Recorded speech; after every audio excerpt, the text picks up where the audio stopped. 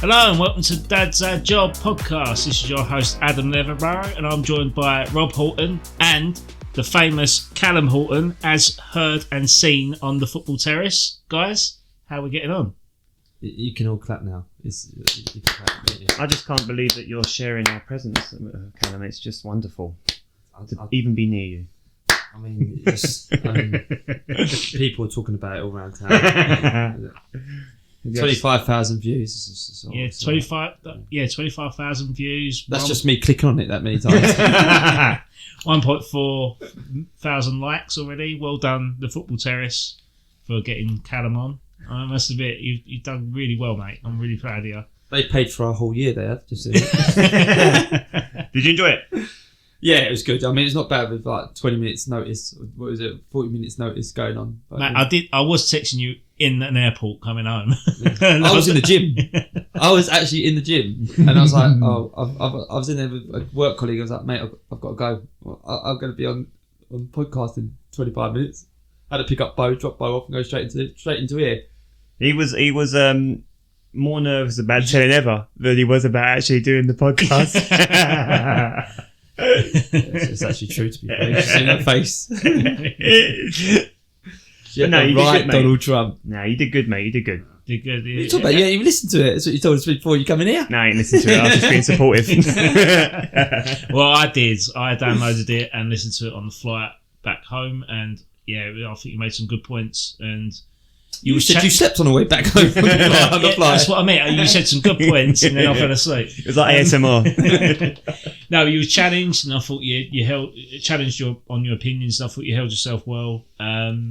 Yeah, and hopefully we can get on there and collaborate with the Football Terrace more often, and just give our views. I mean, it was a top 6 show, so whether they'll get a West Ham fan on there to talk, I don't think that's going to happen. But if they do a Championship edition anytime, maybe there'll be a top 6 talk. Then you can talk about it if you get relegated. I don't even think it'll be top 6. We'll be like 7th and get playoffs, and then still be out of the conversation. So it has obviously it's been a good couple of weeks since we last met and spoke and shared our views on football, and obviously the international break was there, so hence the break. So how's your family goals been in the past couple of weeks? Yeah, no, mine's been really good, to be fair. Lots going on. I think you talk about our goals. Like, we've got so much going on, obviously with the Christmas build up now. Well, you have been in Christmas for a month already, right? Yeah, I know. Yeah, I put my your decorations up. 1st of November, decorations are up. Full house, full Christmas trees. No, we love Christmas, and pretty much every weekend we've got something going on, Saturday and Sunday. And some of the days we've got like triple stuff going on. So like last weekend we were like up in like central London, then we were back down here, and then we were going somewhere in the evening. It's like literally every weekend is like Ramo, which is fantastic because like Bo's going to be like, he's going to love it, and have loads of things going on, and we've got like big events coming up around Christmas, visiting like markets or whatever it might be, and which is lovely. But it's also an own goal because work's graft at the moment, and then every weekend's busy. Yeah, but you get 3 weeks off though, so don't you? No, 2. It's only 2. Two. Well, I think it works out 10 working days, so you know what I mean. But I would like to just step in and defend the teaching profession. All right, mate. Go on. I'm just highlighting it. So go on. They work ridiculous hours, and this myth about holidays is exactly that. Because the planning and the marking and the preparation work that goes into being a teacher and the mental healing is unprecedented, and I am not going to entertain any notions of this holiday monarchy. And even in the 6 weeks holidays, speaking from experience and living with a teacher, it's a hard graft. So preach. I will defend you there. Preach for the teachers. But, the only other thing that's new in the Horton household is Bo's started potty training, and he is taking it like a fish from water. Is that the same? Duck to water, mate. There you go. A fish would qualify. Yeah. A fish out of water is pretty much. What's that about you in the teaching profession? We don't talk about like a fish to land. Yeah. Oh, stop it! Right, yeah. So no, he's been fantastic, but he hasn't mastered the old number 2 bit yet. So, but apparently that does take longer. So, I thought being an Arsenal fan, he would have mastered the number 2 quite often. Sorry, I had to put that in there. Oh, that's not nice, is it? I mean, I'm surprised how quick thinking that was, to be fair. Yeah, I know. We haven't planned that. I'm really shocked. I know. He's had 2 weeks on holiday. That's what it is. That's it. Fresh. I'm revitalised. Yeah. But yeah, I'm actually shocked. Like, I thought, I don't want to jinx myself here, but like the weeing part of it he's done really, really well. But yeah, like I say, the pooing bit we're still working on, but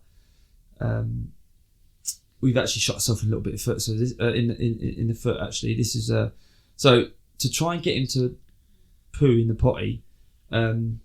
We've now promised him that if he does it, he gets a monster truck car, right? But my worry is now that he's going to get to the point where he thinks every time he poos in the potty that he's going to get some sort of reward. It's like every day's Christmas. That reminds me of that Michael McIntyre skit. Do you remember where he's like, I want ice cream? Please. So I'm a little bit worried. I've spoken to him. I was like, to be fair, today was the first day, and I picked him up from nursery. And like, no, he didn't do it. And he's looking at me going, but I get monster truck. I'm like, no, we'll try again tomorrow. And I was like, when we get home, we'll have a biscuit. He's like trying to just change his mind into something else. But no, I really. Would you risk it for a chocolate biscuit? Oh God, yeah. I mean, my biggest thing is obviously we're going away at Christmas for Christmas as well as like Bo's birthday. Oh, where are you going? We're going to Disneyland Paris. You really? Yeah.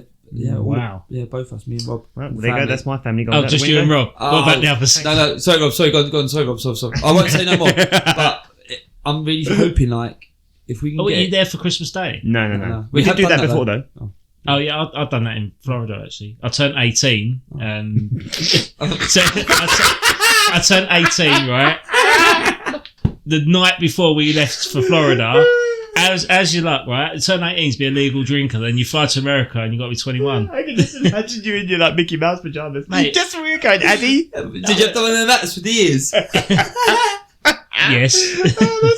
To be fair, I'm completely envious because if I got to go to Disney World for my 18th birthday, I would have been like a pig in Chardonnay. That's one with dolphins, like 2 days before Christmas. Would you have to swim there? Oh, you can see the middle class one here and the working class people were. Someone got out of Newham quick, didn't they?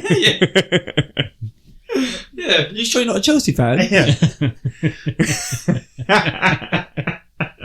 It's a small world. Mate, that's a banger.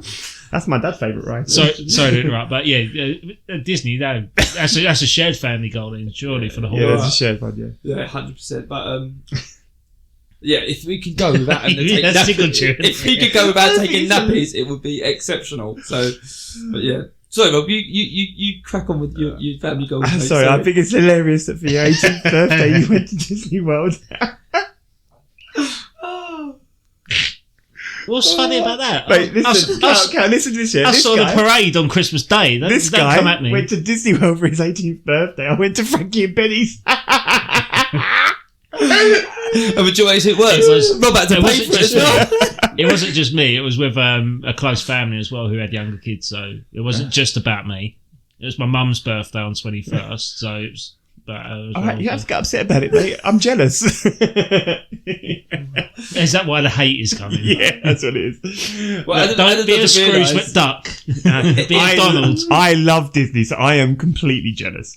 No, love Disney, mate, you're going when you're 38. Huh? You're going when you're 38. Yeah, mate, I'd go every year if I could. You haven't got me being 18. No, I think it's hilarious. And I didn't pay for it. No, I just think it's hilarious that someone paid for you to go when you were 18. What, my mum and dad? Yeah. All right. Okay. Yeah. So let's talk about the family goals then. Wow. Like. If anyway, you guys can see Adam's face, he's absolutely fuming. I'm devastated.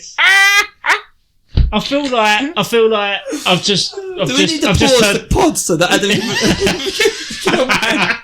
I feel like I've just seen West Ham announce Lopetegui again. That's how I feel. David Moyes is coming back.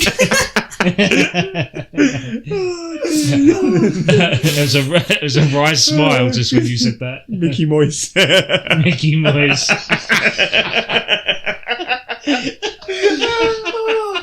Oh dear. I'm crying. All right, okay. I'm crying. Right, fuck Lads, off. regroup. Leave me alone. But yes, like Callum was saying, personally and work-wise, I'm super busy up till Christmas as well. There's a lot of weekends where I'm working because one of the things I try to do with Christmas is I stack November and December so that we can do whatever we want if we want to do it at Christmas. That's kind of like the approach that we've always had since I've been doing the job that I do. And it works, and it's nice because then we can kind of go big and do all the things. But it does mean that scheduling life around that time is very difficult. So personally, the next couple of weeks are going to be quite hard because there's going to be a little bit of FOMO. But the end goal is that we get to go to Disney for Christmas, and I've got no. I'm not. You're going to Disney for Christmas? I am. I don't think you said that. Did you know Adam went for his 18th birthday? And I would go every year. I've got no shame. I'm not backwards back coming forwards. I'd go every year to Disneyland or Disney. Did you go on your 18th birthday? Yeah, I couldn't afford it. But it's going to be. Danny's been a few times. And Danny's obviously 11 now, so he's getting towards that part where he's working out where he is in the Disney universe and what he likes. And so he's leaning towards like the Star Wars stuff now, which is great because Disney caters to that. But Leia is really starting to kind of fall in love with the longer Disney sort of films and things like that. So whereas before she'd watch like the Disney shorts, like the Ariel shorts, or even more recently the Alice in Wonderland shorts, she's now wanting to watch the full feature-length films. And that's wonderful because those are the types of things that inspire your imagination and your creativity and all that type of stuff. And so that's why I went when I was 18. You're a late bloomer. I needed inspiration just before I was about to have my first legal beer. But she's already a very like imaginative player, just like Danny. Danny's a very imaginative player as well. So I am super excited for Christmas, and I'm really looking forward to going to Disney because we were meant to go a couple of years back, and we were meant to go. We were doing the full shebang. I think we were going to do the Disney hotel and everything, and then COVID shut us down, and we never got it rearranged. So I'm really looking forward to this. So that's kind of like the family goals now for like the next 4 or 5 weeks because everything is gearing towards Christmas time and particularly Disney, but also Kelly and I's anniversary is coming up as well. So there's lots of things that are looking forward to, but it's just trying to fit a life in around it now because work's picking up as well, a bit like you, Cal. Yeah. So, and I had a birthday. That was good too. I turned 38. When was your birthday? Pardon? When was it? It was a week after Halloween. Oh, was it? Yeah, it was on Friday the 8th. Oh, that's why I didn't. Oh, yeah. Sorry, mate. I forgot about it. I think I saw you on the day, actually. You were just getting into the car. Oh, yeah, that's right. Yeah, you dropped your keys off, yeah. Yeah, I took your keys. Yeah, that was my birthday present. That was access to my house. I used it. It was access through my back door, that was. Literally. I unlocked that lock and I did go in through your back door. It was lovely, thanks. But other than that, anything else to report? No, I did have a good birthday, though. Good. Yeah, I feel like shit now. you can slack me off as much as you want about Disney now. It was a good day. Yeah, it was good. I got things that probably only I would like. You didn't get a lightsaber, did you? No, I didn't. At 38 years of age. I will be making one at Disney, mate. I don't care. I'm going to make one. I've got lots of books. I love reading, so I got lots of books from. I got one from the Folio Society that I'm very excited about, And I got money for my tattoo that I'm going to be getting in December. Thank you, Cal. Is that Mickey Mouse? Is it? No, it's a bear. I'm getting a bear in December. Bear? Is it the bare necessities? Nope, it's Ursa Major. No, I'm going to be getting a bear. Get Baloo. Please get Baloo. No, I'm not getting Baloo. Get Baloo. No, I'll get the bear from Robin Hood. If I was going to get a bear, it'd be the bear from Robin Hood. Or Brother Bear. I quite like Brother Bear. Nah, fuck that shit. No, man, Phil Collins. The Phil Collins soundtrack to that is incredible. I went to Disney on my 18th birthday. No, that's not the right bear. No, it's either Baloo or the bear from Robin Hood. Get out. Robin Hood, though, is such like the Disney Robin Hood is such an underrated film, isn't it? Oh, it's fantastic. It's not underrated, mate. You just don't talk to enough Disney fans. No, I don't do. I do. I do. I talk to Connie every day. I met loads when I was 18. In the same boat in the queue. With my balloon. No, I'm 18 balloon walking around Disney World with a little baseball cap with a propeller on it. An inflatable dog. All right, okay. Enough about me. Let's hear about your family goals then. Let's go. My family goals. I went away on holiday on your birthday. Gave me a key to your house. Keys to your house. No, we had a nice family holiday in Lanzarote. Obviously, people might not know this, but my dad had stomach cancer last year, and he got the all clear last December. And he said he wanted to take the family away on holiday to kind of like make up for lost time and reevaluate life and stuff like that. You know all that mushy stuff.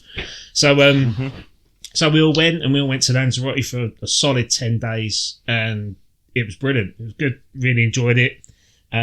Lots of quality time spent. Seeing Connie thrive in the swimming pool. Seeing her confidence grow was really good. Kerry got to read 2 books. Kerry got to read 2 books. Yeah, she relaxed quite a bit. No, we had our even share. That's what you were saying before we come online. Not what you said. No, we had our even share. But Liar. When Connie was, this is about going for walks, putting her a nap and all this. Yeah. But again, we get to it. Well, she sat there, read her books. Yeah, she read her books. But I walked with my dad. I walked with my dad when I was getting Connie off to sleep in the pram, so we walk up and down the strip, and I think we walked on average 5.5 miles a day. Oh, that's good. So did you see Connie? So literally went up and down, and we had a pit stop and had a few beers and stuff, and then walked back, and yeah, just a sort of standard chilled holiday. But yeah, the international break was on. Obviously we beat Greece 3-0, and then that was nice. But then we beat Ireland 5-0, and amongst the strip was all Irish bars. So we were trying to keep our heads down, obviously not trying to provoke them, because the resort we went to, Porto del Carmen, seemed to be quite Irish heavy, and there was a lot of like Ryanair flights there and Aer Lingus and people from Cork, and there was loads of Irish people over there. I'm half Irish, but I'm English when I support my national team, and we went to this bar and we could see England were putting under pressure, and me and my dad are like, this is going to be awkward. We're going to end up smashing these, and we ended up doing so. And Jared Bowen scoring, which was a good highlight for us as West Ham fans. But as soon as we come out of the bar and after the game was finished, all the Irish bars were quite quiet. So it was quite a bittersweet. But then the following night, Scotland were playing, and all the Scottish people were coming out with their shirts on, so you could see them, and then they had a good result, so even they had something to celebrate. And there was a few Welsh fans as well who celebrated getting promotion as well. So I think Ireland probably had the worst international break over that period, especially with a load of English, Scottish and Welsh fans in the resort with them. But to get away from football, it was a lovely break. Weather was nice, started off mid-30s, finished off mid-20s. How did you cope with that? Like everyone else, put sun cream on, mate.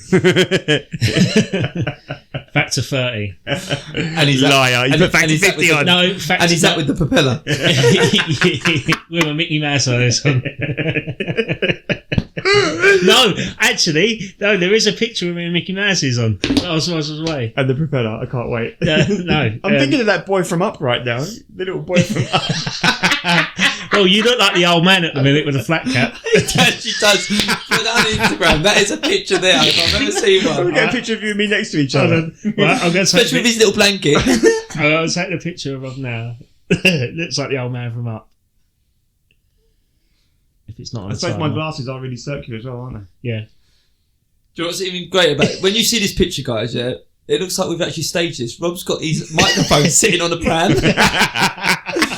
No, that's his walker. That is, He's 38 now. that isn't custom made, so it looks like part of the thingy. That is actually a pram. Rob is the old man from Up. I've killed myself, haven't I, really? I suppose that's all backfired on me. There you go. Let's see. Don't come at me. Just don't tag me. Tag Rob. That's posted now. Thank you, mate. Appreciate that. Yeah, no, so Family Goals was good. But seeing as though we're in a laughing mood now, would you like one last laugh?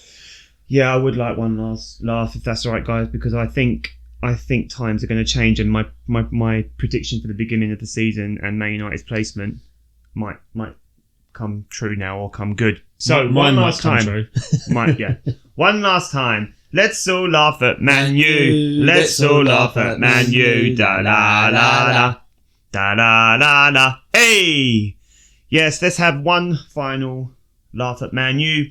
If you're going to lose to anyone, don't lose to West Ham United. Now the bringer of the 12 plagues to the ancient holy land of British football, who parted the fan base like the Red Sea has gone. And sadly, the only way is up for Man United. For you and me now. And sadly, because this always seems to be the case for Arsenal, they will be getting to play against Man United under the new manager bounce back rule. It seems to always be that Arsenal play a team as they get their new manager. It happened with Everton a few years back. It's happened since. And so we're probably going to be playing a buoyed Man United at the beginning of December. It's a Tuesday night, that game. And it's hard not to think that Man United are going to get better. Their fixtures are getting better. They've got good players. And getting fitter as well. That's right. Yeri Euro is back fit now, isn't he? Yeah. And Bruno Fernandes is still going to create lots of opportunities. It's hard not to think Man United are going to get better. So I feel like this is a good time to say goodbye to this segment, because he was sacked. It was coming. It was hard not to see it coming. And they did it in fashion because they lost to West Ham in the El Sacchio, didn't they? So that's it. And it was the wrong result for me. I'm happy with the 3 points, but it wasn't a convincing performance whatsoever. We were quite lucky. One, we hit them on the break. They battered us first half. Absolutely battered us. I think they hit the woodwork 3 times in the first half. But then we made Nunez. Yeah, but then we made changes. Somerville come on and scored. Danny Ings assisting the goal, and then we got quite lucky with the penalty shout, with Danny Ings getting another assist by being fouled by De Ligt. Slotted away by Bowen. No problems whatsoever. But I felt we got away with that one, and I think we've probably done Man United a massive favour for the fan base, because I think they've just had enough of Ten Hag by now. I recall one of my mates, Jordan, who's a Man United fan, texting me saying thank you as soon as Ten Hag was sacked. So give me my rosette. Yeah, I think I don't know. I suspect the new manager will be good, but Man United as a institution, and this might be the change of it all, but it still looks rotten. Yeah, it still looks rotten, and you can change the manager, and this manager looks good, but so did Erik ten Hag. So, I do think that it's not without. I mean, nothing is without gamble, but if you haven't got the infrastructure right, then how far will changing the manager solve the problem long term? You might get the bounce back, good 6 months, get into the Champions League or get into European competition, right? But then how far does that get you if the infrastructure of the club hasn't improved? They're still going to spend an astronomical amount of money on players because it's going to have to be the new manager's team, right? What if that doesn't work? And then you're going to be in the same situation you are, where you've got people on high wages who want to leave the club, but they can't leave the club because of their wages, or the loss of finance that will be coming back in. I'll just point you out, he's a head coach, not manager. And he's only on a 3-year contract as well. So, and the club's also said that they're not going to spend money. They've got no money to so spend. he's been brought in to get the best out of what they've already got. And I think he will achieve that. Yeah, no, I knew he was a head coach. I did know that. Yeah. There's a lot of things on social media and stuff about like I will want him as manager, but like it's a completely different role now. But I think Amorim, being a West Ham fan, was very excited for him to be linked and come on his private jet and have a meeting with Sullivan, and thought West Ham. I did think of you actually because I remember having the chat. Yeah, I thought, yeah, this is the way we're going to go forward. But then it never happened. He stayed, and then he's got Man United 6 months later. But maybe he was just doing that to kind of flirt with the bigger clubs, but at our expense. But Maybe. I think he is one of the most talented coaches in the world at the minute, and I think he's got his entire career ahead of him. And being at Man United at the age of 36, is he? But basically, He's our Arteta, age. basically like what Arteta did. Yeah, Arteta joined when he was 37 or 38, I think. yeah. It's been 4 years, so he's 42 years. But the thing with Amorim is that he's part of a coaching legacy that's happening in Portugal at the minute, where Braga and Sporting Lisbon seem to have a process where Braga develop these really outgoing coaches and up-and-coming coaches that get a high lot of praise with a lot of the players that they work with. And Sporting Lisbon paid €10 million back then to Braga to get him in, and you can see what he's done at Sporting Lisbon for him to get a move to Man United. And the worry, and this is what compares it to like the English FA, isn't it? Because like they seem to have a plethora of talent coming out from certain avenues within their Farmers League, as some people call it, but they're developing these world-class coaches, whereas the FA have got this world-class facility but seem to can't hire an English coach for the English manager's job. So that's a debate for another time, but I think Amorim is going to do very, very well at Man United, and I think they made the right appointment because they've had to. And they could have went down the route of Zinedine Zidane, or they could have went down another route of getting Laurent Blanc in, or just throwing that name out there because he's the next player. But they could have went down that route. They've been down the Mourinho route, so they've tried something new, and I think they've made the perfect appointment for him. I think you're right. I honestly think you're right. I just have, like the reservations I said, I do have concerns because although he's coaching the team, he still feeds into the wider narrative of the club, and that's where I have my main worries. But to move away from United real quick, you lost your number one guy. Is there, and you know we're all of the opinion, I think, that Lopetegui is here for a fun time, not a long time. Well, it might be by the time we pay you, he'll be sacked. By the sounds of it. Maybe, right?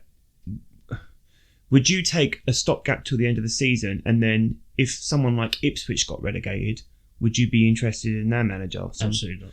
No? Why not? Absolutely not. I don't think Kieran... One, a little bit of me is that he's got a Tottenham affiliation with him, so I wouldn't want that.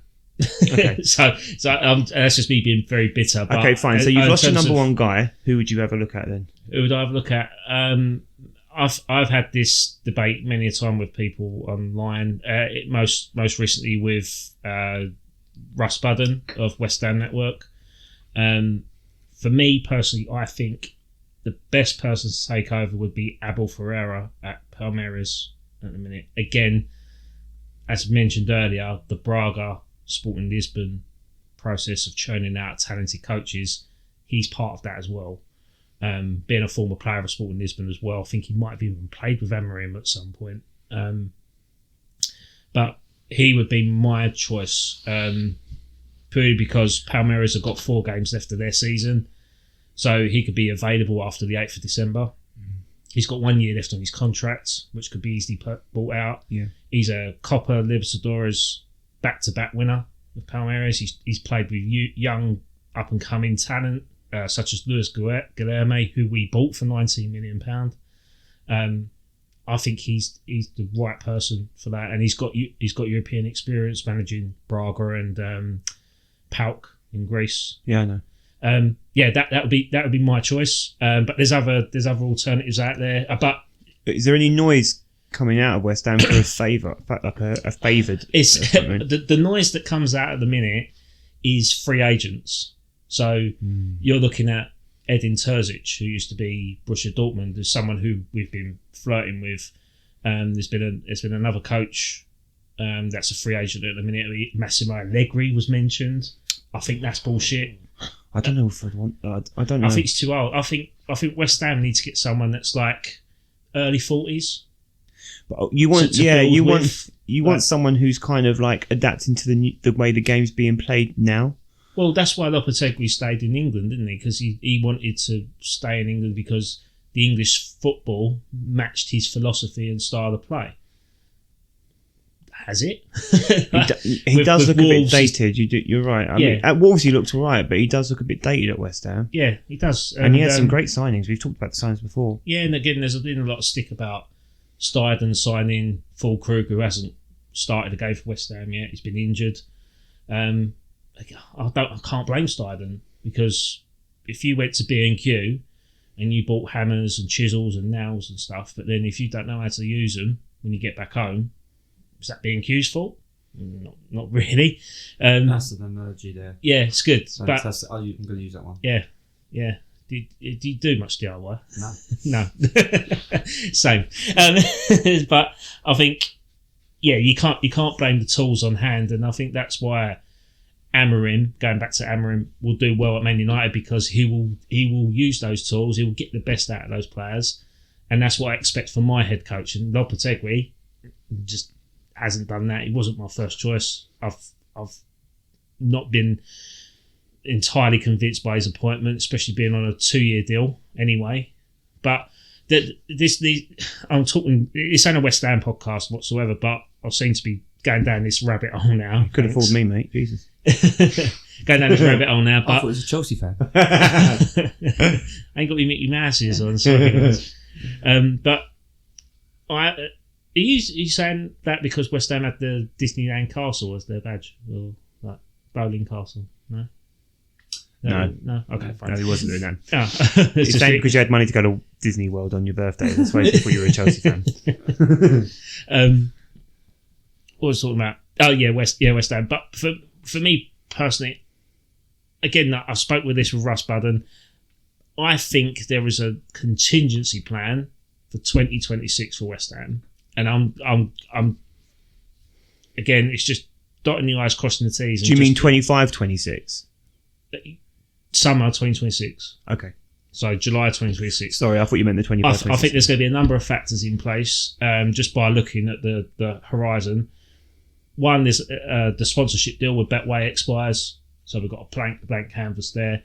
We've got the potential full control of London Stadium with a new lease with London Borough for 999 years, which is similar to the Etihad with Man City. Mm-hmm. So again, the partnership there could occur with a naming rights, and a shirt sponsorship could all tie in.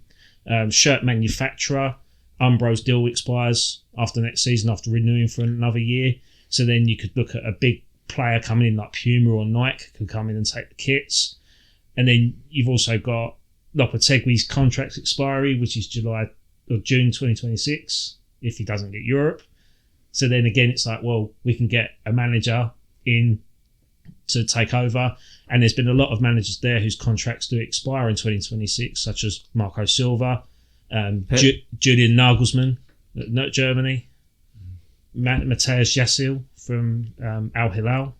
There's loads of managers out there that are available in 2026, and I think there's that, and then there's also takeover rumours as well of the club. So there's a lot of things. I think 2026 is going to be a key year for West Ham. If I've connected my dots correctly, there could be some factors in there which could throw my theory all out the water. But for me, I just think that year, everything seems to be going into that year as like a blank canvas. And sometimes when you secure an investment, a blank canvas is always good, because then they can make their own stamp on that club. So that's my overall thing. I won't go on West Ham too much until we touch back on predictions. But I think, for me, if I had to point someone now, long term, Abel Ferreira. Short term, I've got no idea. Mark Noble. Fair enough. Should we talk about Arsenal then? Yeah, can do, mate. Have I missed something? I was gonna delve into Pep Guardiola. Okay. In terms of going on to your conversation that you had on the football terrace. Pep Guardiola, if he leaves, obviously he's just signed a new contract extension with a year, with an optional year. After that, if Man City do get charged and something occurs and he ends up leaving, where do you see Pep Guardiola going, Callum? Yeah, so I debated this with the lads on Monday night, and I personally can't see him going anywhere else other than Italy. I think, going to another European country is the way forward for him. If he goes anywhere else, I think it would be a step back, or him taking a lesser job to sort of relax. But I can't see him as being a manager or a coach who would suit him. Like, he wants to be full on, full throttle, fully in charge. I can't see him going to somewhere like France. I don't think there's enough competition week in, week out, other than the Champions League over there. And anywhere else, I think it is literally going into semi-retirement. So going to Italy and winning the Champions League with an Italian club for the first time in how many years is it now since the Italian club won the Champions League? 5, 6. I think it was last time was Mourinho, wasn't it? With Inter Milan. Yeah, I mean that's Milito scored in the final, didn't he? Yeah, like it's yonks ago, isn't it? Yeah. So for him to bring a Champions League back to Italy, What club would you see him going to in Italy? I personally would like him to go to AC Milan, just because it's always a club that it's always a second. Well, mostly because of David Beckham going there back in when I was a kid. I'm a massive Becks fan, so when he went over there and having that black and red kit with the collar, and I think I'd love him to go AC Milan, but again, I think it's a lot of people saying Juve. I've heard Juve. If he were to go to Italy, but I've got one for you. Go on. Roma. He used to play for him. You reckon? Played for Brescia, and then he played for Roma. So Roma could be a good shout, especially with their potential investment as well coming in. One to watch maybe. But if you're going to go to Italy, you go back to familiar stomping grounds, don't you? And true. Yeah, so that could be an option. I don't think they've won the league. God, I can't remember last time won the league. To be fair, I think Sven-Göran Eriksson got close once, didn't he? And then ended up taking over Lazio shortly after that, which went down well. Roma, like I say, starved of success in Italy. That could be a good one. Do you reckon can you see him going anywhere else other than Italy? Do you reckon he'd go Paris? Paris was spoken about, wasn't it? What do you think, Rob? I personally couldn't care less, but you just reminded me of what my nan said to me when I was on holiday. I was sitting there in a meal. Take your hat off. This one when you were take your hat off that table. Take your propeller hat off when you're inside. We had a nice meal. We're sitting on top of this restaurant, right? Sorry to go back to family goals, but I have to say this because when you said that, it just fucking threw it. I'm sitting there with my nan, right, in this beach top bar, and I said to her over there, I said, over that in the distance, then there's Fuerteventura. She goes, looks over to me, she goes, I don't care. I went, what? She goes, I don't care, Adam. I went, oh, thanks then. Cheers for that. And my dad's got creased up. Go for your 5.5 mile walk, mate. Yeah. Why did you go on that walk there? So I don't care. I'm like, all right, cheers. She's trying to have a conversation with me, but fuck yeah, like. No, do you know I would never say it to my nan. Your nan sounds great. No, I get me another vodka and go. Go and get your nana another vodka. Yeah, where's that baby Sham? Sham used to drink baby Sham to collect the glasses, apparently. Oh, really? That was her excuse, yeah. I'm like that with pint glasses in pubs. Yeah, I personally couldn't care less, and I don't. care where he goes. I think there's if he signed on for another year and an option year, he basically completed football. And I know that he's a driven man, right? That's clear, and his passion is infectious and all of those things. But he's completed football, so he could go to Italy and any of the teams that you guys have mentioned. Of the teams you did mention, AS Roma would be something I'd be the It's most a new project. Yeah. I'd be most interested to see that. I've got another one for you where he hasn't completed football. Bayern Munich didn't win Champions League. Yeah, I suppose he's got unfinished business there. That's fair as well. And if they could probably do a swap deal with company taking over at Man City and Pep going to Bayern Munich. Yeah, I mean that could be on the cards, but I think if he was going to complete football, international management would probably be. I don't see. Like, someone said that on the show, didn't they? They said I don't see Pep Guardiola ever being a national manager. That was me. I said was that you? That's me. I said I can't see it because there's not enough draw. Like what you work for? What, he ain't going to a year? He ain't going to manage Spain, is he? Because he's Catalonian. So he'll never manage the. Although he represented them as a player, but he'll never manage them. I mean, like I said, unless she's going into semi-retirement, or like what there's not. I don't think there's enough back and forth. There's not enough stimulation there because it's. I think you're right. I honestly Unless think you're England. right. I think you're right. I think Post Tuchel. I honestly think he could be England manager. Really do think he could be England manager. I honestly do. High-paid job, and it's a high-paid job. But also, I where I work, one of the kids that I work with, her mum is a big city girl, and actually, was she from London? She is from London. She is from London, but her parents are from up north. So they were Man City. They've been Man City forever. They're very lovely people, but her son's a Tottenham fan, and I can't stand it. So. I give him all of my attention when he comes to the gym. But his mum is a Man City girl, and she said that actually it was all pretty much, as far as the rumblings coming from City, it was like a thing. Yeah. Like England and Pep were a thing. So I don't know whether, like we discussed, I think previously, that maybe Tuchel is a stopgap for another manager. Maybe that other manager is Pep. But reason why I'm saying it, though... But if England win the World Cup under Tuchel in USA, or North America, sorry, you should say... Canada, USA, Mexico, what has Pep Guardiola got to better that? Because winning the World Cup's the pinnacle, isn't it? No, absolutely. But so, ignoring what Tuchel may or may not do, if you're going to complete football... It's like collecting, it's like Thanos' glove, isn't it? You've got to collect all the stones. And so I kind of feel like there's enough ego in that where it'd be like, I want to win the World Cup. So I do, and that's. And what I know you could win the Champions League and all of those things. And I am not trying to like diminish those because for me, the Champions League is the most impressive thing in football, right? Yeah. I'm an England fan, but I'm not going to like die on the sword of England. Right, and I am one of those people where Arsenal winning the Champions League is more important to me than England winning anything, and I agree with that. I've got no problem with saying that whatsoever. Yeah, me too. But so there is that part of me as well. But if you're Pep, you've done it. What hasn't he done? So I do think international management could be an attraction for Pep.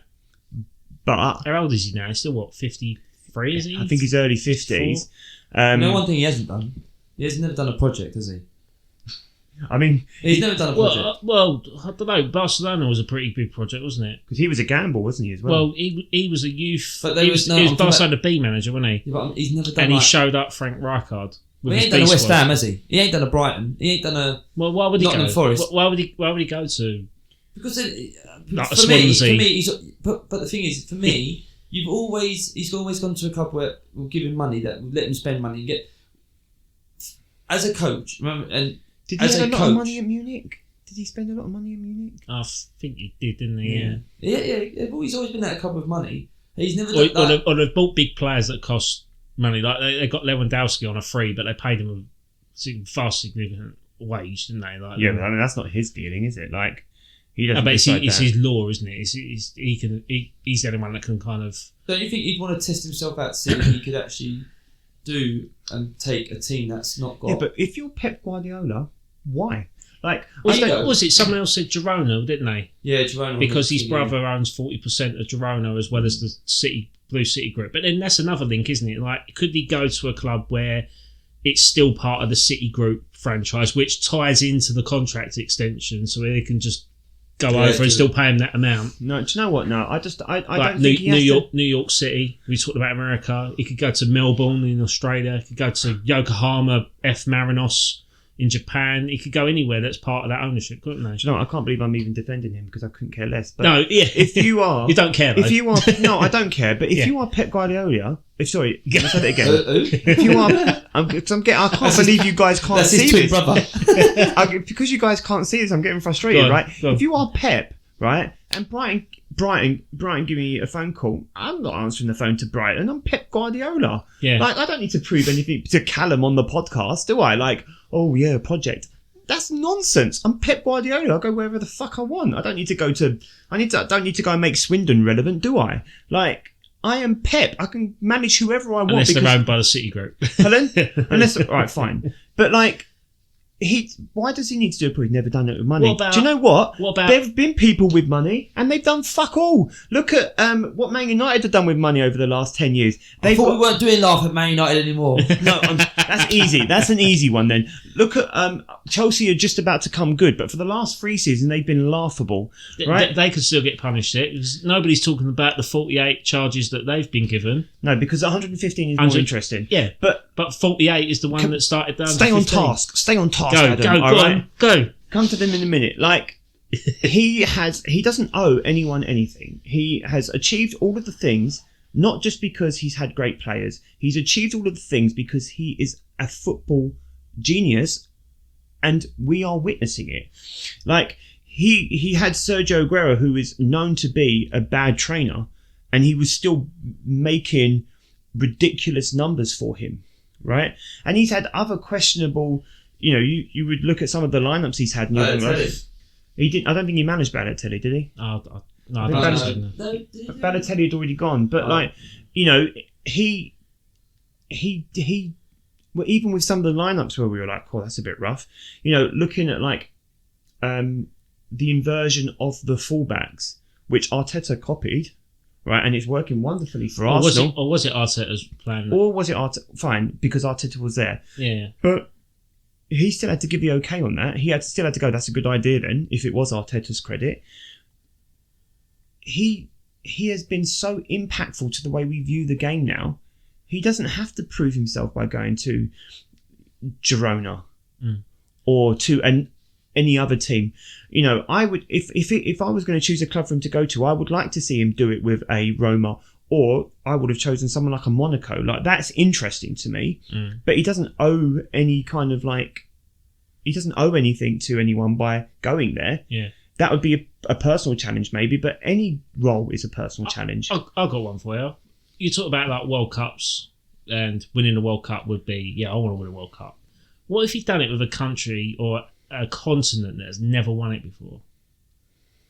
I mean, the World Cup just gone. We saw Morocco get to the semi-finals, and first time ever an African country. Yeah, but they can't afford him. But who says they can't afford him?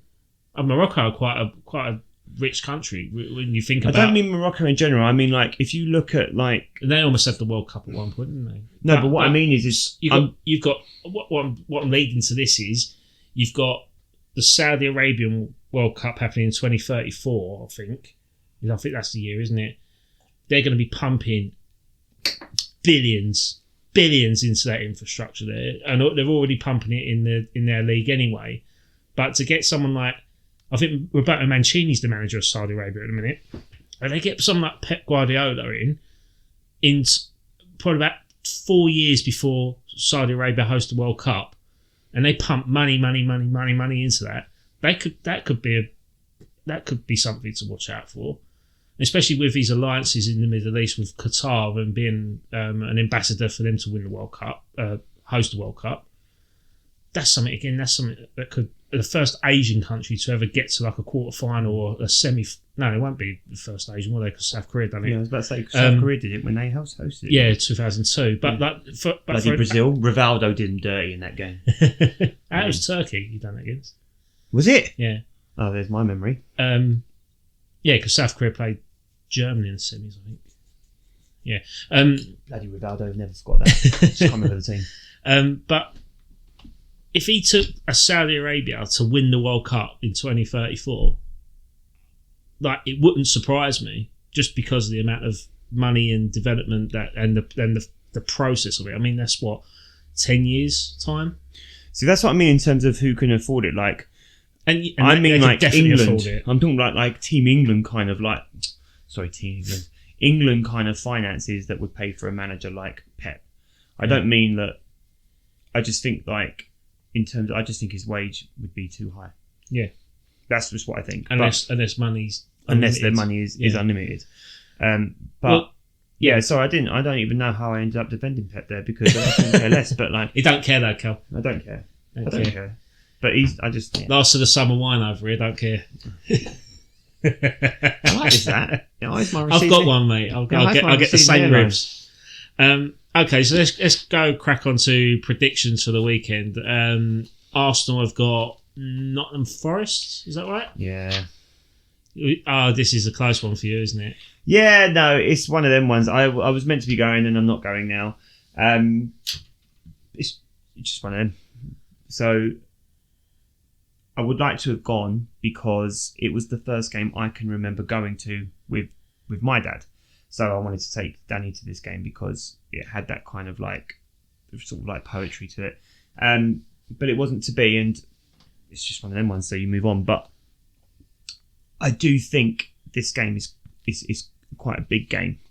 And it's funny because actually I have to eat some humble pie because I predicted that Nottingham Forest manager could be one of the first managers sacked this season. And they're third in the league, And they are, no, they're not third, they are fifth in the league. Oh, fifth. Right. Chelsea are third and Arsenal fourth. And Arsenal and Forest are both on 19 points. Thankfully, Arsenal are at home, and I think that will lend itself because Arsenal will probably... Well, Arsenal are going to hold the percentage for most of the game, I think, in terms of ball control. But the last two games we've had, Arsenal have won both of them 2-1. That's away, home and away last season. So the results are in our favour, but not necessarily the form. I think that Forest look particularly good. My main concern is that Odegaard's back. So we've got our best presser back, and we've also got our ball player back, and the person who's going to create the most opportunities for us. The problem with that is that Nottingham Forest are very good on the counter-attack. So if we do commit to an Odegaard attack and we don't complete on that, we are potentially vulnerable. The only thing I will say, and it looks like Ben White's injured, and I'll talk about what I think the team might look like in a second. But if they do hit us on the counter-attack, and Chris Wood is very good in the box, I think Gabriel is better. So I do think that we can sustain that and prevent anything. But Chris Wood has been in wonderful form. Is Saliba back? As far as I'm aware, Arsenal should have... Right? Yeah. Arsenal. So I do think Arsenal will win the game. Trossard and Ben White are injured, and it's unlikely they will be back. But the rumblings are looking good for Saka, Rice, and other people who missed international duty. So based on that, I think that the 11 could probably be Raya, Timber, Saliba, Gabriel, Calafiori, because it looks like Calafiori's back. Partey, Odegaard, Rice or Marino, depending on who's fit. And then Saka, if he's fit, Havertz and Gabs, Martinelli. That should be enough to beat Forest. But form isn't really in our favour. But I do think Odegaard makes a difference. Cal? Yeah, I agree. I think Arsenal are going to win 3-1. Oh my God, I predicted 3-1. Yeah, I think. Oh, twinning. Yeah, I did sound a bit like that, didn't I? Twins! But yes, I did. I predicted 3-1. Yeah. I just think Arsenal will be too strong. The only thing I do worry about is the counter-attack. Yeah. They're very good. And the cold weather. And the cold weather. I think you'll win 2-1. I think I can see Gibbs White scoring for him. If he's not, is he not suspended? Is he? I don't think he was sent off in the game before. No, he was sent off recently. Wasn't he? Not for 3 matches though. No. It wasn't violent conduct. If Gibbs White's playing, I can see him scoring. But I I think can see Wood scoring. To be fair. Yeah. See, always Woods seems is to sneak one in. he's got that fox in the box thing going on always this seems- year, hasn't he? I do think if it's in the air, I do fancy Gabs over him. But it's on the floor of the rebounds. Arsenal have conceded a lot of like crappy goals this year, and there's been some wonderful goals scored against us as well. By the way, the Leicester boys' goal, Justin's goal against us was incredible. But a lot of our goals have been like bouncing off someone. Man City's goal, bouncing off someone. Leicester's first goal, bouncing off someone. Pedro's goal against us from Brighton, bounced off Gabs into his path. We've had a lot of shit goals. So that's the kind of goal that Chris Wood could score against us on. Do you think you'll get a red card this game? I really hope not. Although, no, I don't think we've had any sending offs again. We didn't have any sending off against Forest last year. No, because you've had quite a few sending offs already this year. No. I was just trying to call back to. Yeah. I was thinking if we had one last year, but we didn't. Who's the ref? I have no idea. Not Oliver, is it? I don't think it's been confirmed yet, is it? It's not Coote, is it? I don't know. No, it's definitely not David Coote. Have you seen all that? Yes, that's why I mentioned it. That's why I was thinking about whether I should mention it or not, but I chose not to. We'll refrain from that being a dad's job podcast.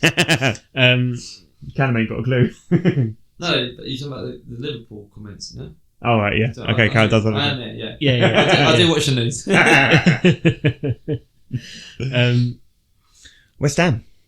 I'm not going to talk much about it. If I'm completely honest, I was talking to Geordie away, and he reminded me of the fact that Anthony Gordon, Livramento, Lewis Hall all played for England recently, and they played well, and I'm not positive whatsoever. 3-0 loss. Monday night at St James's Park, because the game's been moved. A lot of West Ham fans, bless them, had booked off weekends, days off work so that they could go up there and have a good time up in Newcastle. For it to be moved to a Monday night was probably the furthest away day that West Ham could probably do. So, yeah, I think atmosphere is going to be flat. Not saying that West Ham fans are flat anyway, but I just think there won't be as many West Ham fans going. No, it's a crap place to get to as well. It's a crap place to get to. It's up in the gods. It's a long drive. Yeah, a lot of... It's cold. It's cold. It's grim up north. Could they do it on a Sunday night against Stoke? Yeah, I'm not positive about it whatsoever. I'm not positive about Lopetegui's style of play. I'm not positive about the news of players saying that they're unsettled in England, saying that they made a bad move signing for West Ham or playing in the Premier League. Rumblings of players looking to move already. Kudus rumours resurfacing, 85 million, yeah, What, to Arsenal? which I called in the summer. I And now, don't see Arsenal doing it. They're going to get a striker if they're going to get anyone. well, he can play as a striker. Who did you get in? Striker for Arsenal. That was something else that was brought up. Hang on, well, let's talk about that. Let's let Adam finish talking about West Ham. No, I'm finished. We're losing 3-0. 3-0. Like, Do you know what? I've got no hope whatsoever. Arsenal lost at Newcastle, and it was a rubbish game, but it was a game where two teams basically cancelled themselves out, and Newcastle got the rub of the green. And that's the way it goes sometimes. I don't think Arsenal were particularly bad, and I don't think Newcastle were particularly great when we played them. But they got the goal, and they're a good side. And I do think West Ham could be in trouble. Well, Callum Wilson is declared fit for the game, and he always bags against us. So put your money on him scoring against us, because he always does. He'll start Isak, surely. But Callum Wilson could come on as a sub and play 1 minute, and he'll score 2 goals against us, because that is just what he does. So yeah, I'm not hopeful. 3-0. Sorry, West Ham fans, but I think they're all the same mindset as me. I reckon it could be a real strong. I reckon it would be 4-1. Yeah, not surprised me, mate. It's good. Yeah, but Yeah, Bayern would get the goal, but it'd be 4-1. Yeah. Come on, let's be optimistic. I'm gonna go. no, don't be optimistic on my account. gonna Just be go- honest. I'm gonna go 2-1 Newcastle.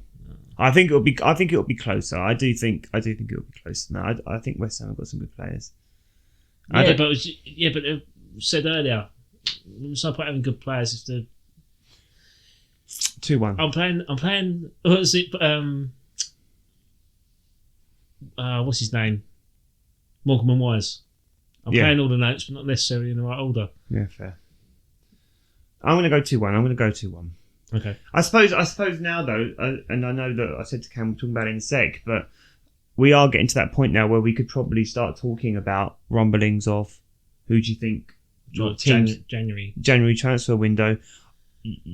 Kudos, I can take or leave Kudos. I actually think we could wait for Kudos until the summer and maybe get him cheaper than 85 mil. It will still cost you 85 mil as his release clause. Okay, fine. But I still think I don't think there's any rush on that. I actually would be more interested in some competition for Havertz. And that's not because I want to see Havertz dropped. I haven't got a problem with Havertz. And I think that, there's been a lot of digging out about Havertz and his form. But Havertz is a better player when Odegaard's in the team. And so are most of Arsenal in general. Mm. So I think that Havertz dip in form is directly correlated to Odegaard not being in the team. I know it's easy to say players are better when good players should be able to play well anytime, anywhere. Well, Haaland's been pretty crap over the last couple of months without De Bruyne holding his hand. So I do think that there is a bit of give and take there. It's just easy to jump on Havertz because Arsenal, right? Yeah.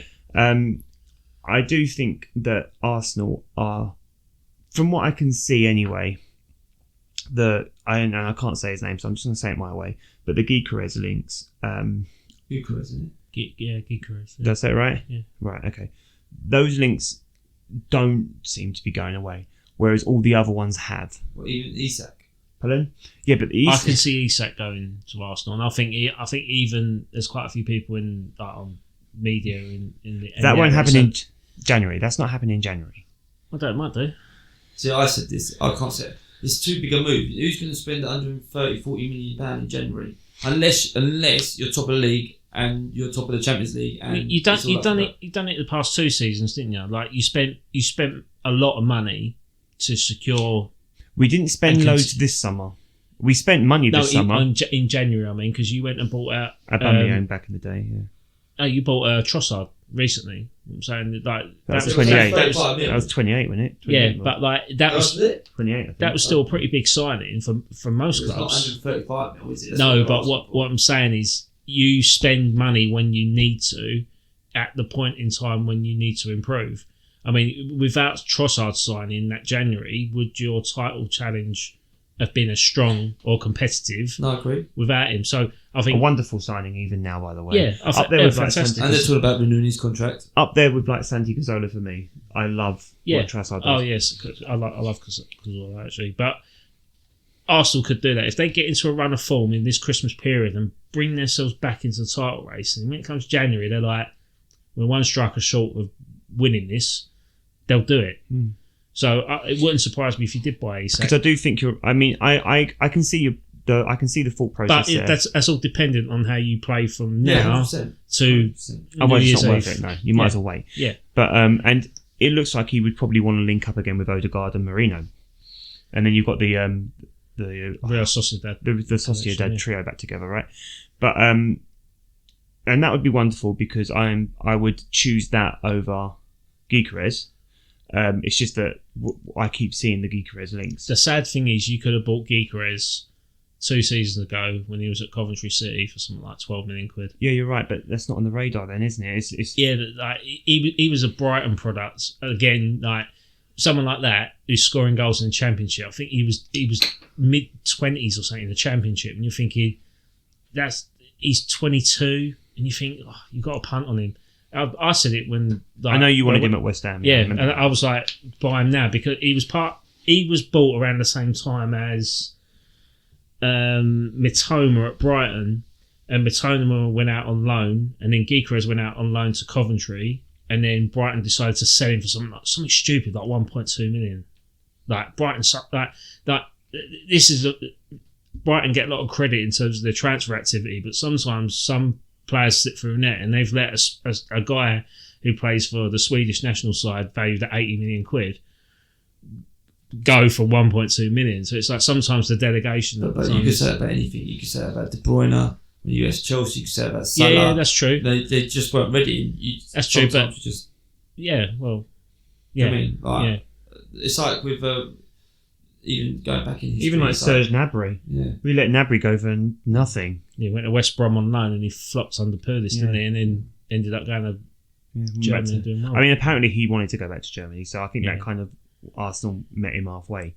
But even Arsenal have only in the last sort of 15 years been guilty of having to sell talent because we've had like Man City coming in and buying our stronger players. Man United bought RVP, but the Gnabry one is kind of like when you feel like I feel like we missed out on something with Gnabry. Like we'd already had most of the best of Nasri. We'd already had most of the best of RVP. Adiboy or Kolo Touré before they went to City. But like Gnabry was the one when you're like, oh man, that was right at the beginning. Yeah, but then we wouldn't have maybe had Saka or people. Yeah, I mean, well, this thing is, I was just giving Emery his dues, right? But actually, if Emery had his way, we would have got Zaha and we would have given them Saka. So yeah.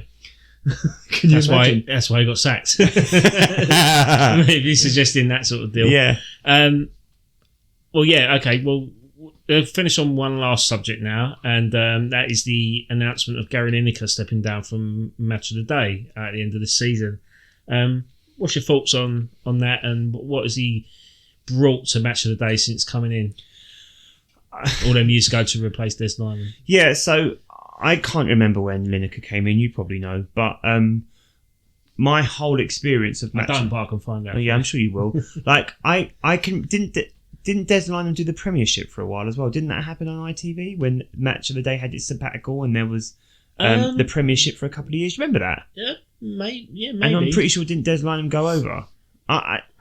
Anyway, my whole experience really of being I don't want to say a footballing person, but someone who loved the football and was watching football and was recording Match of the Day.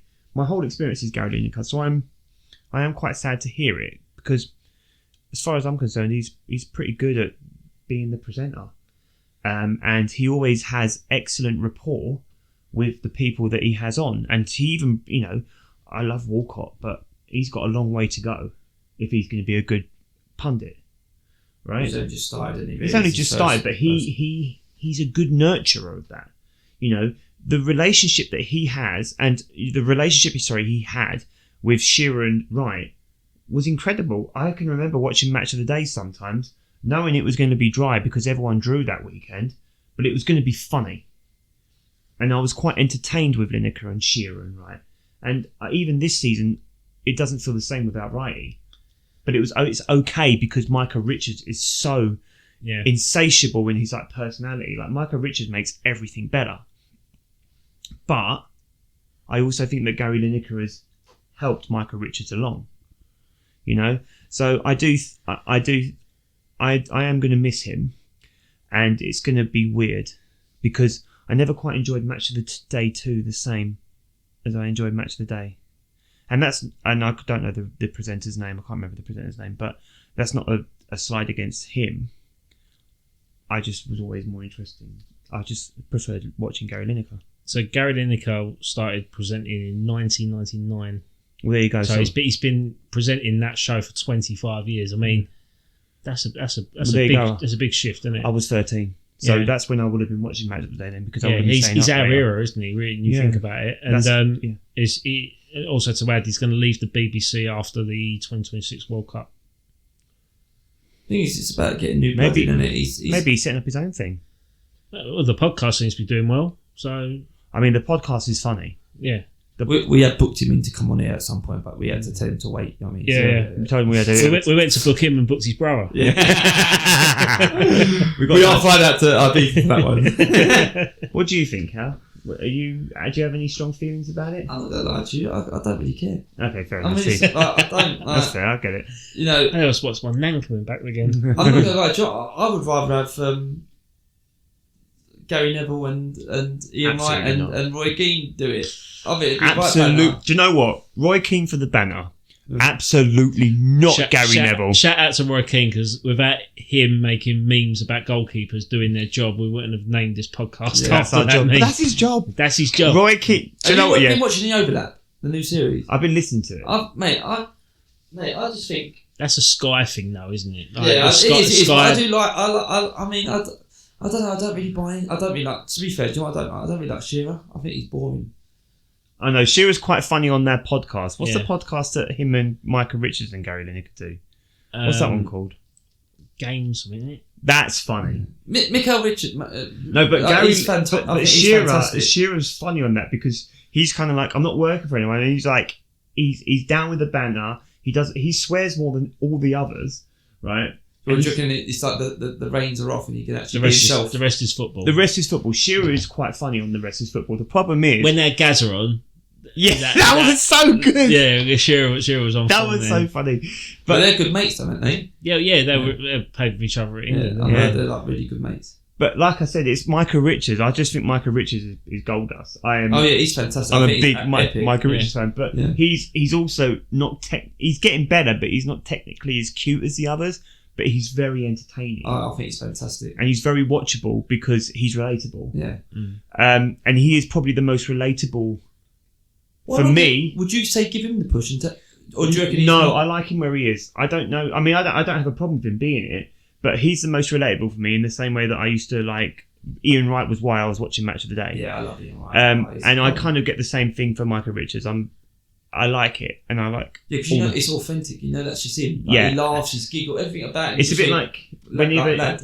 yeah. And whenever Ian Wright would talk about football and Arsenal were on, he would always say "we" because he was an Arsenal fan, and that was one of the things he said to the BBC when he signed his thing. He was like, "I'm not going to be impartial for Arsenal because I'm an Arsenal fan," and that's why he's a god. And yeah, he's an Arsenal god. But like it's the same with City. He's a City fanboy, isn't he? Like he I can remember him dancing in the back of Sky with all the City fans when City won the Premier League. I hated it, but you think it was funny. but you would, didn't it? Yeah. I would. He didn't care. So Yeah. like I like him for that authenticity, even if it has the capacity to be quite annoying. Yeah. Especially in like a situation like that. Yeah. They all kind of give him a high five. I got a soft spot for him. I just like think Micah he's just Richards. a normal bloke, isn't he? Really. But Micah Richards also makes Roy Keane better. Oh God, yeah. So Yeah. I remember when him and Roy Keane did that little TV show, and he picked up Roy Keane in some car, and Roy Keane got in and bought him a present, and it was Roy Keane's autobiography. I was like, that's so funny. It just made me die because there's no way Micah Richards is reading that. So, what's your most memorable thing about Lineker as Match of the Day hosting? It's easy. The easy one is him standing in his boxer shorts and Leicester. But there's a couple that made me.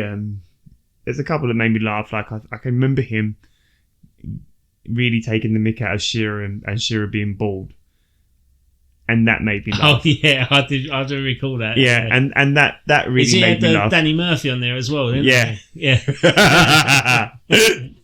I do remember that episode. But yeah, so and yeah, he like I said, he was just good at making other people talk. Yeah, and it's not like his football knowledge is wanting, but yeah, it's going to be weird, and I do think the BBC need to get it right. Yeah, because for me, like I've not been able to. Sometimes, like when I was younger, I'd always go, "Got to get home and watch Match of the Day. Got to get home and watch it." Now I'm like, I'm not bothered. No, I agree. Not bothered if I watch it. Like there's so more so because if West Ham lose, I'm like, well, I'm going to sit up and watch West Ham lose again. Like I was already pissed off the first time. I don't want to be pissed off the second time. Then the punditry, like it's always last at the end. Like it's a few politics behind it. I think like, oh well, why are you playing West Ham winning 4-0 last when Liverpool won 1-0 playing first? Like it's it just almost feels a bit strange in that sense. But I can see that. I still enjoy Match of the Day, but I do think it needs a shake-up because I suppose we're at that point now, and this is all of us. I know I'm the oldest, but we are at the point now where only slightly, but we're also not necessarily the priority market group potentially for the BBC. Yeah, and they might be looking to try and get the new young audience coming through because they know people like us will probably still engage with it regardless because it's Match of the Day. right? In the same way that people like Gary Lineker replacing Des Lynam. Are you serious? Yeah. Right? We might be going, anyone. We were talking earlier about Alex Scott being a potential person, like, and there'll be people going, "What? Alex Scott replacing Gary Lineker? Can you believe it?" Like, but we aren't the target group anymore, or we aren't the target group for the long term because these The 18 to next 25-year-olds are the ones that are going to be watching the BBC for the next potentially 50 years, whereas, our life expectancy might not be as long as that. So I do get it. Also, do you know, bringing a woman in as a presenter, that also opens up, women's football is getting massive now. Does that bring in that actually that they're doing both, women and men's football now? It'd be interesting. I don't know if they would nice do. To see, I think. Yeah, I mean, I'm not opposed to it at all, but I'm not sure if they would go that pathway because no one else is doing it, and BBC want to be the first. You don't see. The difference with that, I think, is because the seasons are running at different times almost, aren't they? Like, just off, aren't they? Yeah, cause like when the men's international break ends, the women's one starts. Yeah. So then the domestic calendar is kind of different as such. Like, as much as being a dad to a daughter and she's football mad and encouraging women's game to her, I couldn't encourage her to watch West Ham ladies because I've been growing up watching West Ham men rather than West Ham ladies. So, and usually when you watch that sort of club, you've got like the foundation. I'm trying to say this in a non-controversial way, but like, I didn't grow up watching West Ham ladies, and neither did any of the rest of my family. I just feel like it's a bolt on to what I support, so I can't really get too invested in that. If I was going to encourage Connie to watch a ladies team, I'd say, well, go support your local team, which is Colchester now. So I'll probably go and say, look, I'll go take it to a Colchester ladies game because that's your local team, and that's where you can. That's almost even nicer, put it that way. Yeah. It's no disrespect to the West Ham ladies, but I just think it's still like latching on to the men's game when it's although it's its own game, it's still part of the identity of the men's, which is what made West Ham United. Would you prefer them if they were even the working class club? Yeah, I would actually. I would. I think the MLS do it. I think in the women's MLS. So like almost have it like the Man City Foundation. So they have it as a West Ham, but they'd be named. Well, you've got. I don't know. Or let's play too close, but. Well, you've got. For instance, you've got Orlando City, which is the MLS. Then you've got Orlando Pride, which is the women's, but it's its own club. Although they share the colours and there is that slight relationship between the two, but that's their own name, that's their own legacy.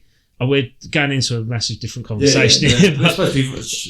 But I think having women's football next to men's football for Match of the Day, the women have their own show anyway. Could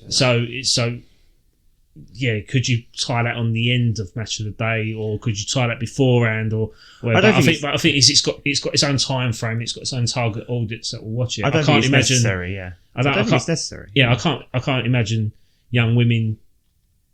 Again, I'm not trying to say this controversially, but I can't see young women staying up till 10:30 at night to watch the women's version of Match of the Day because, again, a lot of the games are played earlier. And it's a lot more family orientated, I think. So young kids are not going to stay up late to watch it, but it's all on demand now. If they want to watch it, press red button and it's on, isn't it? It's all about Match of the Day as well. And that's what I do with Match of the Day now. Like, if I want to watch it, I just go on iPlayer and just catch up whenever I want to watch it. But in terms of presenters, Alex Scott is a fantastic presenter. Whether she fits men's Premier League football, again, it's a touchy subject. For me, I would rather go down a different route, not discrediting her talent whatsoever. I'd just rather see something different for men's Premier League football. I wouldn't go Alex Scott. I would absolutely go Laura Woods though. No, I wouldn't even go Laura Woods. If we were going to, it's not a anti-women thing at all. I don't think. I don't think that's the right person for that show. It's like saying I want to have a a non-white James Bond. No. I think that's a different discussion. I think if you were going to do, I'm only mentioning Laura Woods because we were talking about about Alex Scott and female presenters. Again, they're Bianca Westwood, Laura Woods, Alex Scott. Yeah. You've got the woman that does the darts. Her name's gone now. Abigail Davis. Uh-huh. You've got Kate Abdo, who does the Champions League stuff in America. Like, there's loads of fantastic women punditry out there and presenters, but I just think Match of the Day just has to be something more Premier League biased in that sense. I don't know. I mean, because it's Premier League highlights. So I wouldn't expect a Championship legend like Lee Trundle presenting Match of the Day because he's never played Premier League football. Yeah, I mean, I suppose this is coming off the back of just also that you said you'd be quite interested to see a non-footballer or footballing person. Talk football, but an icon within the game. But then that brings into, should we be considering people like Laura Woods and Alex Scott, because it's fall within that category, isn't it? But I don't know. I mean, I don't listen to TalkSport as much as I used to, but Laura Woods in the morning at 9 o'clock with Alan Brazil and her putting Alan Brazil to task and Ali McCoy. She's I thought she valid. was very good at, and she's an Arsenal fan, commanding a room. That's neither here nor there. You know, she is an Arsenal fan, but she could command a space, but she could also do it in a way where it wasn't like, I don't ever feel like she was she didn't outshine her. She was great, but she never outdid what her purpose was when she was on the show. I could, and again, I could see why Jermaine Genius was linked with the role, because it's that generation, isn't it? It's the older type football. But again, I know what has happened or whatever. Like, it's by the by. But again, when you look at his footballing career in comparison to what Gary Lineker's was, it's not comparable. No. Like, it's like, well, why am I going to listen to you? Or why are you going to get a pundit on there that's won more trophies and go, well, why am I going to listen to your opinions? Like, it does feel a bit, obnoxious. But you got a pick? Yeah, who's your pick, Cal? I don't think it needs to be like a younger bloke, obviously, or a younger person. I can't think of. I mean, Theo Walcott, but again, he's only just stepped into the role. Jermaine would have been a fantastic one, but unfortunately, what's happened's happened, and it looks like he's going to miss it now. Because I do think he was good. I thought he was good on the One show as well. And I think it was set up for him to take over, and it's just I couldn't buy him. I couldn't listen to him. I have to be honest, I couldn't listen to him. But I think that's who they. I think that was the overall goal for having him in, and then obviously. But like I say, the thing is, it's a fantastic opportunity and the biggest paid job in football presenting as well, for someone to come in. I can't, honestly think of someone at the moment. I mean, I would love Mikel. I think Richard would be absolutely banter on it. But then would he be too much banter? Because I know they like it to be serious. Yeah, as well. no, like he's great as the. He's great as the other guy. He's not the. I don't think he's the guy. I agree. Yeah. Not yet, anyway, because he's a personality. He's like an old-fashioned TV personality. Yeah, he's fantastic. And you're buying into him because it's like you buy into him because of his personality. Yeah. It's a fantastic opportunity for whoever does get it. But like I say, I don't know if there is actually someone. I think they're going to have to go and hunt for him. I actually don't. What about Jack Wilshere? I know he's going down the coaching route, but.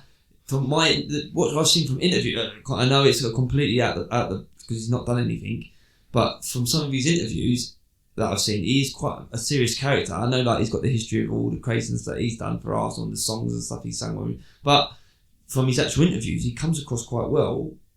Young pro, he probably could have had a better career if he could, he did with injuries, unfortunately, but.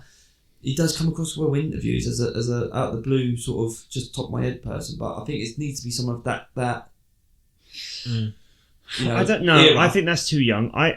Listen. So Gary Lineker's been doing it for 25 years, right? Gary Lineker was how old when he took over? He's 63 now. Right. So he was in his 40s. I reckon the BBC could potentially be looking in that demographic. Someone who's older, where the younger demographic can be like, I know who that guy is, but not quite old enough. Sorry, but sorry, what I mean is, but old enough where people of our generation will be like, I'd listen to him. So I think we're probably looking at a demographic of like 35 to 45. Yeah, I agree.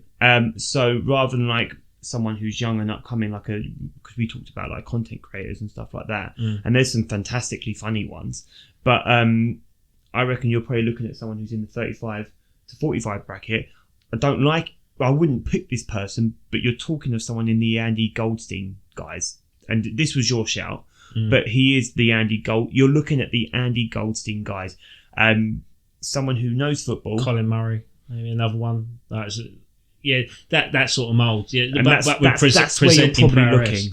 But he's at Countdown now, isn't he? So No. But what I mean is, you're looking at someone in that bracket, and they don't, and they're going to have to be football orientated, but not necessarily an ex-professional footballer. I've got two names that people will know of. Tim Lovejoy. He's not 45. No, but I think with just the connection of Soccer AM and the rapport and his interviewing. Especially with Sunday Brunch, with what he does on Sunday Brunch as well, I think he's been good, and he's a professional interviewer, and he could sit down with a professional ex-footballer and get an opinion across, and not necessarily listening to Tim Lovejoy. I love Tim Lovejoy. So another one, Ben Shepherd, maybe. Again, because he had the show with Chris Kamara on Goals on Sunday, and I think I'm sorry, who's the Tottenham player? Really tall. I can't think of his name. And he's on Sky sometimes. Peter Crouch. No. Oh, that wouldn't be a bad shout. Peter Crouch. He's part of BBC as well, isn't he? Centre half. Do you know what? I don't mind that. You're talking about Callum Dawson. Yeah, Dawson. Absolutely not. Michael Dawson. Yeah, is it Michael? Oh, Callum Dawson. Who's Callum Dawson? His brother.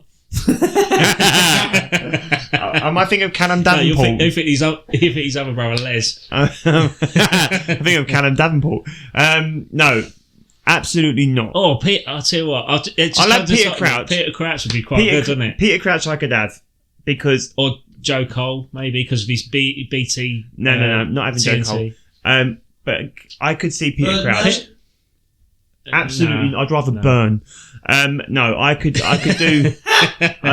No, not having. Peter Crouch would be quite funny. Peter Crouch would be good, and he presented that World Cup show with Maya Jama, didn't he? He's too busy, mate. He's got his own podcast with his missus. That's all BBC, though, isn't it? Yeah. No, I think he's back. Do you know what? I reckon Peter Crouch. That just comes to I like Peter Crouch. That is my favourite suggestion so far. Tim Lovejoy is up there, but Peter Crouch is enough where the younger generation will be like, why is the guy who does the robot announcing, presenting match of the day? He was a top footballer, though, wasn't he? Yeah. More successful than that hat trick. I think he scored a hat trick. I watched him score a hat trick against West Ham, actually, and it was a banger. I think it was a perfect hat trick as well. I think it was left, right header. He scored 4 goals in Champions League or something as well, didn't he? I think he scored a hat trick, and he was playing for. I think he was playing for against West Ham, wasn't it? The best quote ever in football. Peter Crouch, what would you be if you weren't a footballer? A virgin. A virgin. I'm sorry, it's just too much. That just goes down. That's the sort of banter I think we need on the match of the day. But another name, someone that I've been in contact with many years ago when he was podcasting, is a guy called Chris Skull. He's on Absolute Radio. He's a former Knees Up Mother Brown podcaster. He is very, very good, but he's working for West Ham United at the moment as the official interviewer. I think he has got charisma. He's got a fantastic relationship with former players. I know it's West Ham. I know it's a West Ham podcast. It's not a West Ham podcast, but I know I'm saying his name because of his affiliation with West Ham is the reason why I'm aware of him. And he's he also sponsors Adam's microphone. But he also does podcasts with Josh Widdicombe, Alex Brooker, Matt Horn. He's in with all the other comedians as well. And I think he's of our age. Yeah. He's a football fan. He's very knowledgeable. He's a good interviewer. I think he could be an outside shot. But you know what? That's I'm just plugging someone that I know. I think is good. You try to get him on the board? Yeah, I could try. Do you know what? Yeah, mate, that's cute, but I prefer Peter Crouch. I much prefer Peter Crouch, but I think if they're going to go a different route outside, look at someone like that who isn't. It's like when they pick like the next Superman, didn't they? Like they pick someone completely from out of nowhere, and then they build that person up and mould them into their own thing. And I think BBC could do that with. I think you talked about James Bond, didn't you? Yeah. Daniel Craig was a great show. Yeah. But like, in terms of moulding their own I agree. person for that, I think Chris Skull. And no, it'd be very, very good. Yeah, that's fair. That's just a biased opinion, but Peter Crouch off the top of my head, I think that takes a beating. I must admit. Peter Crouch is a great shout. I love that shout, and I cannot You're welcome, think. BBC, and if you do employ him, we would like 10%, please. Listen, but at least get us on BBC I Sounds. can't. I'm sitting here trying to think of a better shout than Peter Crouch, and I can't think of one. You can't do it. No. Well, okay, guys, that wraps up our latest very long episode. podcast. Very long podcast of Dad's Our Job, but we've had a lot to talk about. We've had 2 weeks off. We're refreshed. We're back up and running, and no international football until March. Thank God. I know. So bring on the Premier League. No more Arsenal injuries over the bloody international break. Thank God. There's been like 4. 4? That's like Oliver Twist, isn't it? Oh, that's more. More You injuries. look like Oliver Twist with that fucking hat on. Anyway, guys, thanks a lot, and see you next week.